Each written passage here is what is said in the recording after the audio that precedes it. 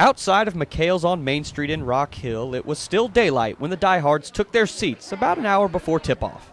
But as time passed and more people arrived, you could see the signs of support, a heads up that this is Eagle territory. Chowing down on a pre-game meal and washing it down with a cold drink, it's the sense of fellowship that brings people together.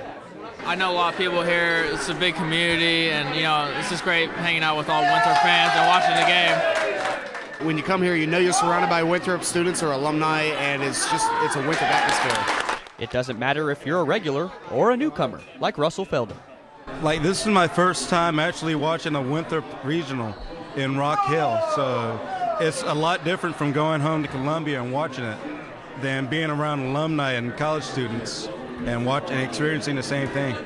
Longtime friends take a stroll down memory lane, telling stories about past trips. Me and a couple of these guys drove to Tucson the first time we went. We were driving back, and what I'm talking about, he's an awful driver. But conversation is drowned out once the game begins. Eyes locked in, watching every move, reacting to every play. It was a back-and-forth battle where each point was hard-fought and well-earned.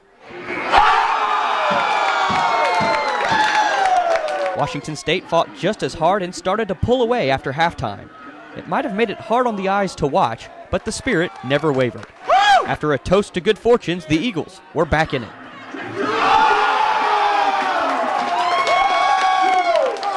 Taj McCullough's dunk was the last hurrah, unfortunately, as the Cougars took over. Confused and frustrated, Oh my God! but always holding on to hope, they never gave up. The final was a 31-point blowout, and while that took some fun out of it, fans left with their heads held high. The great thing that applies to all sports is that the past is forgotten easily when you look to the future. We got a young team, we got a new coach. I'm a Cubs fan, so I can say this with authority. Wait till next year. We'll be back. We'll be back.